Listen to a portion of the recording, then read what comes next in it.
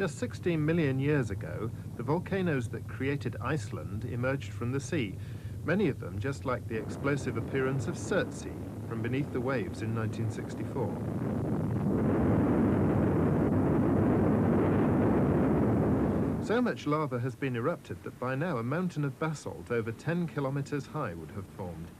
But Iceland stands on top of the Atlantic spreading ridge, and it's splitting apart.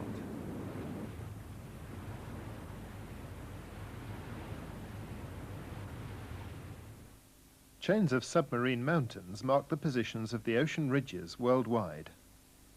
The pink spots are earthquake epicenters, often associated with submarine volcanic eruptions along ocean ridges and subduction zones. The bend in the coastlines of Africa and South America are associated with a large transform offset on the Atlantic ridge, the Romanche fracture zone. Similar, less extensive displacements are seen on other transforms further north. And the zone just south of the Azores has been studied in detail by manned submersibles. Here the ridge takes the form of a large rift valley with subdued hills, each the site of a volcano. The yellow material is a zone of vertical, sheet-like bodies of magma, known as dikes, through which magma rises from a chamber below. A typical eruption starts with earthquakes and drifting, and several volcanoes build up along the rift. Each new eruption starts as a dike of fresh magma rises through the rift, producing volcanic lavas above.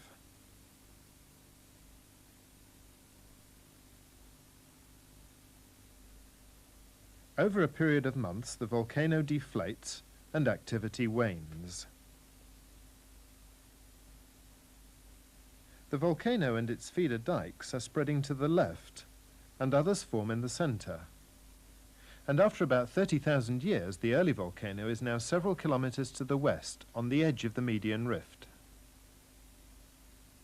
So the activity on ocean ridges is essentially that of volcanism associated with rifting.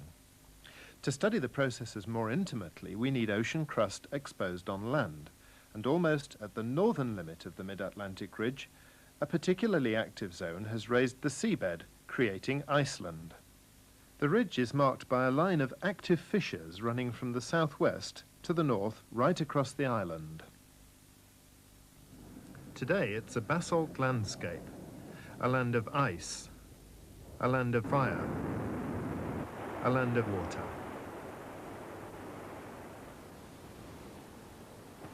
And here at Krafla, there's no doubt that I'm standing on hot ground. Beneath my feet, steam temperatures of 340 degrees centigrade have been measured at just 2 kilometers depth.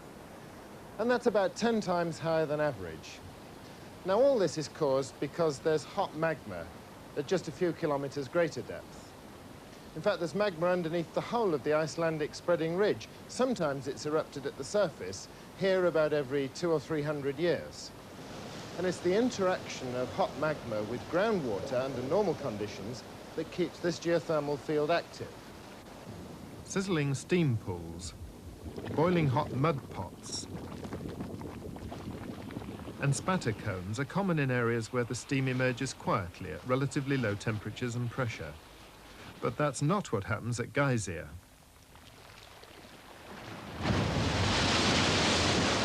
Superheated steam from 4 kilometers depth jets up every 7 minutes or so, and cooler steam takes its place from the surroundings as water continues to seep down from the surface.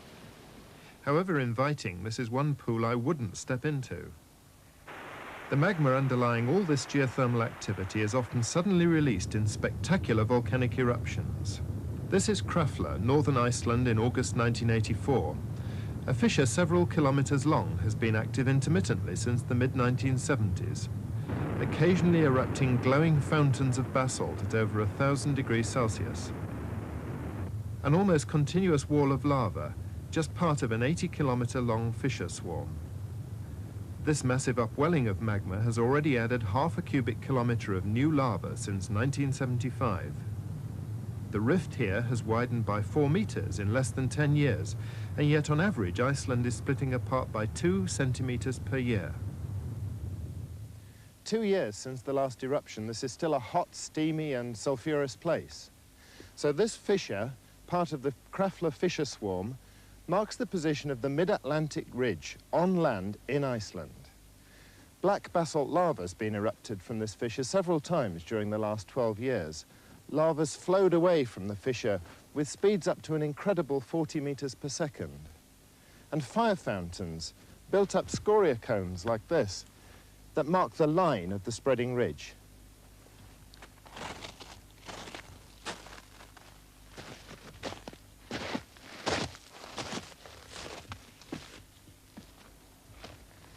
And this is a tongue of one of the new lavas, and its source is here in this small fissure, which is about 100 meters away from the main line of the spreading ridge.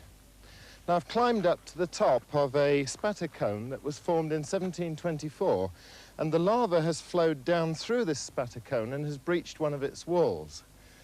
The junction between these two lavas, then, represents a time gap of about 250 years, and it reminds us that seafloor spreading is rather a spasmodic process.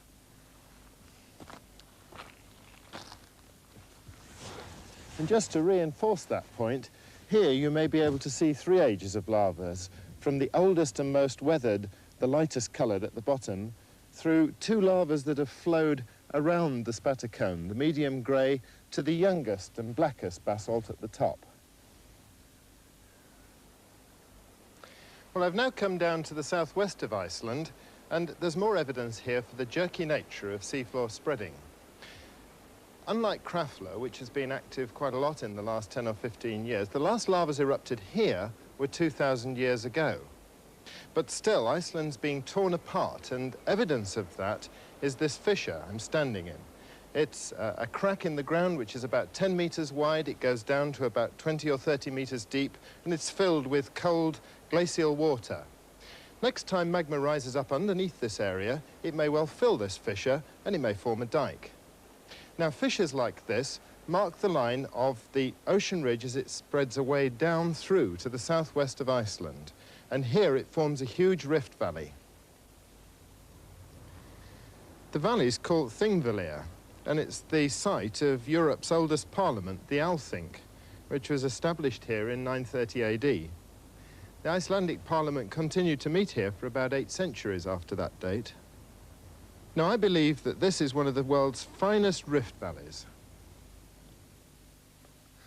Well, this is a pretty unique place. It's the kind of thing rarely seen on land, and what I'm doing is standing in the western edge of the rift as it runs through Thingvellir. Now, what we've got here is a 20-meter high cliff of basalt lava flows, and they're the kind of thing which forms the upper layer of the ocean crust, seen here on land. The important thing about this cliff is it parallels in miniature the kind of rift zone that occurs in the axial spreading ridge of normal ocean crust. But since these basalt lava flows have been formed in this place, there's been a central collapse of the rift.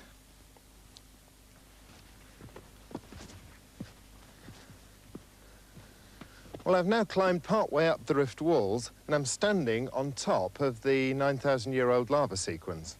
Now, you can appreciate how complex the faulting system is here, because the faults down towards the valley have actually downfaulted about 10 meters more than the main faults on the rift margin, and this means that the whole of this block has been rotated as the faulting has occurred.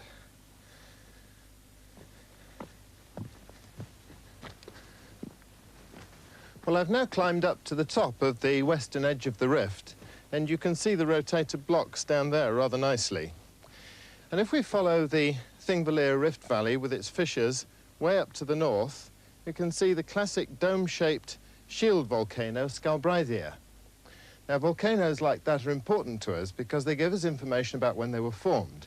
That kind of volcano can only be formed since the ice was removed from this area about 10,000 years ago, because the lavas that form the carapace, basaltic lavas, have to be relatively free-flowing to form a shield volcano.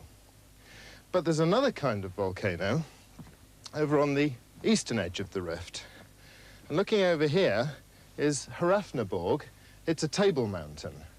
And that kind of volcano can only have formed under the ice. The rift valley is about 5 kilometers wide, and it has similar faults on the other side.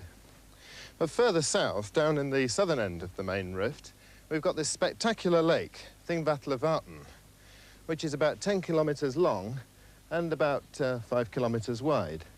It's the largest lake in Iceland, and if you follow the line of fissures way down to the south, there's a geothermal area on the northern slopes of a large central volcano, which in fact dams up the southern end of the lake.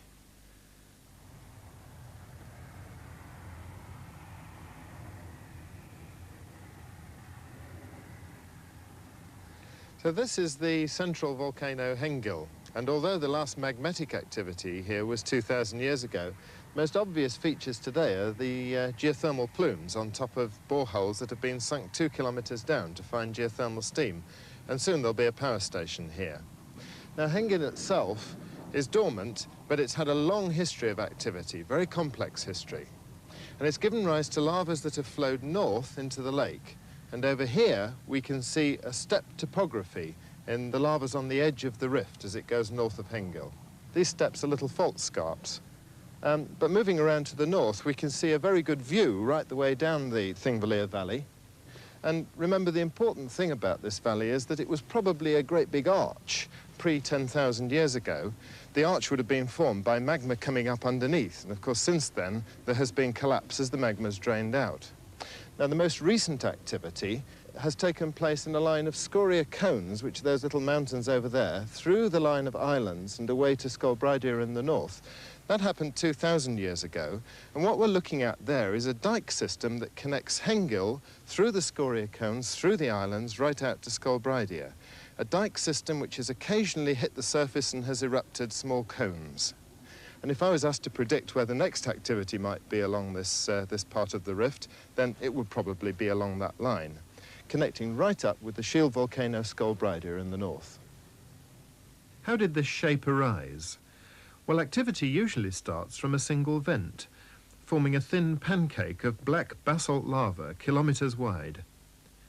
As further eruptions occur, a thick pile of successive lava flows build up the characteristic domed shape we call a shield volcano. It may not look impressive, but the amount of lava was enormous. If it had erupted during the Ice Age, the lava would have been confined, and it would have built up a table mountain like this. Hödubreið, the majestic queen of Icelandic mountains with its characteristic sheer-sided, flat-topped profile. 10,000 years ago, Iceland was still covered by massive ice sheets, and today a few small ones remain. But the volcanic activity which had created Iceland continued unabated. At first, the magma melts the ice, forming great subglacial lakes. The overlying ice fractures and collapses. The lavas are chilled by the icy water, forming pillow-like structures pointing away from the vent. In 1971, Dr. James Moore swam right up to this advancing lava flow of the Kilauea volcano in Hawaii. The chilled outer surface forms a tube through which the molten lava is squeezed out like a tube of toothpaste.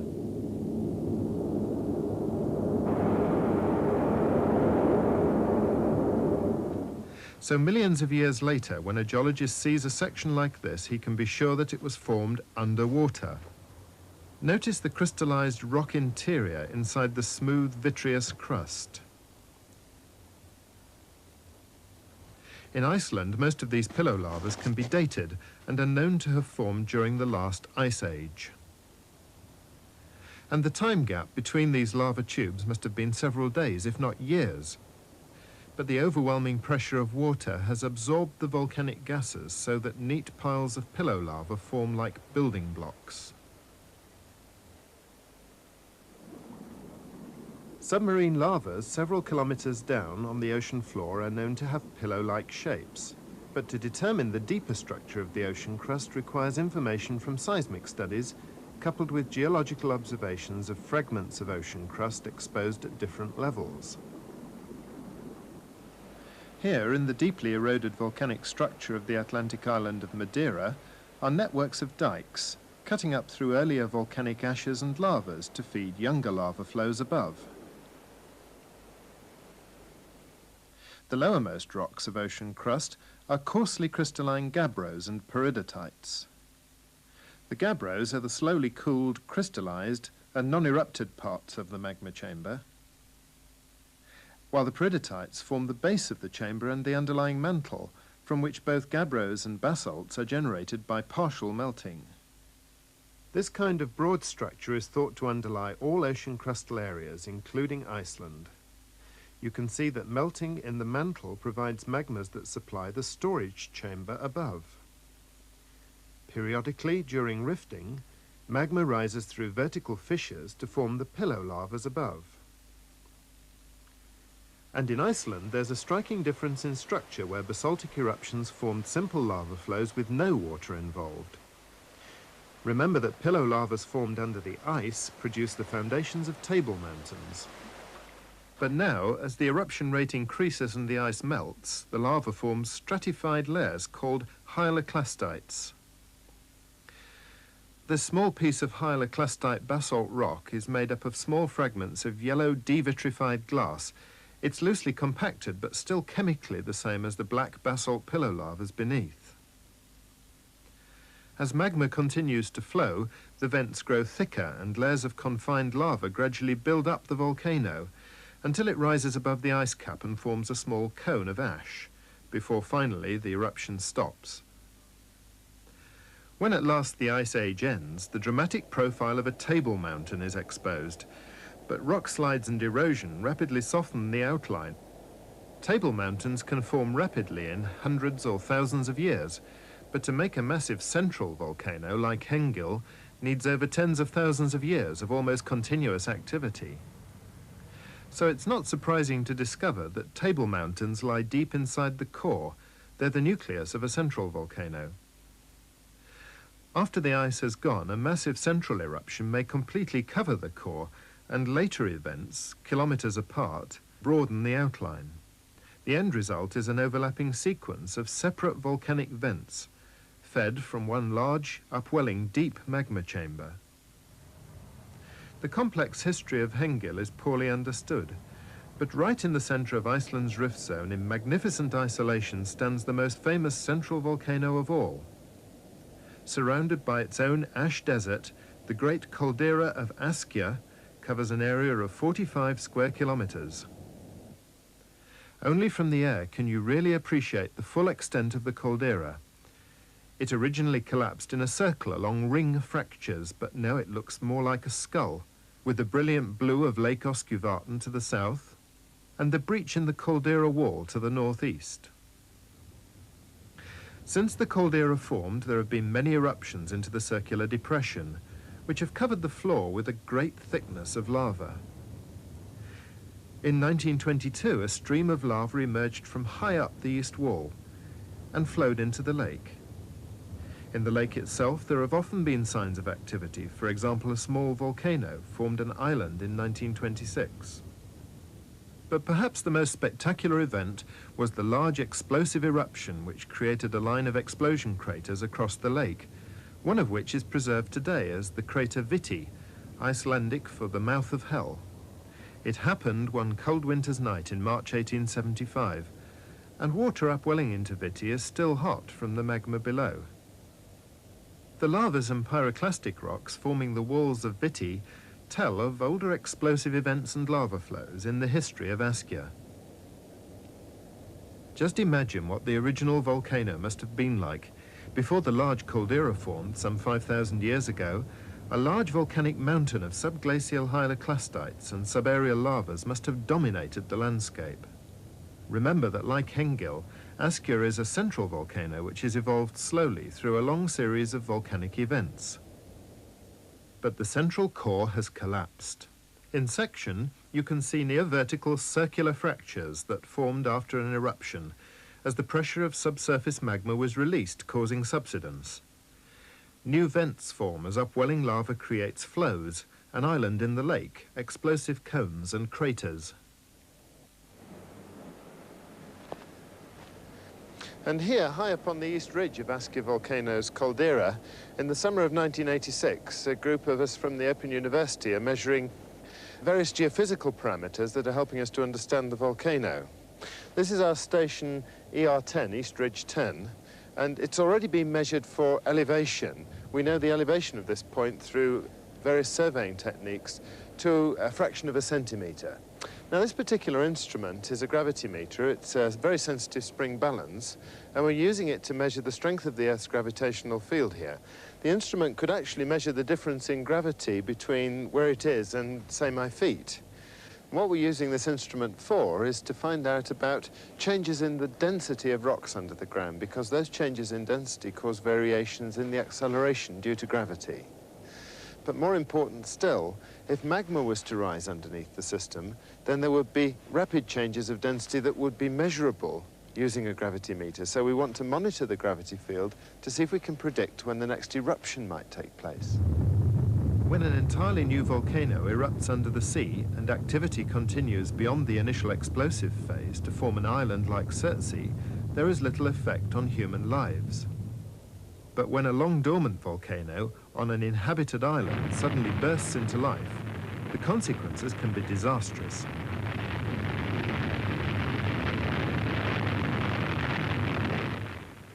Well, I've now come down to the very southernmost tip of the eastern spreading rift zone as it passes south through Iceland, and I'm in the Vestman Islands.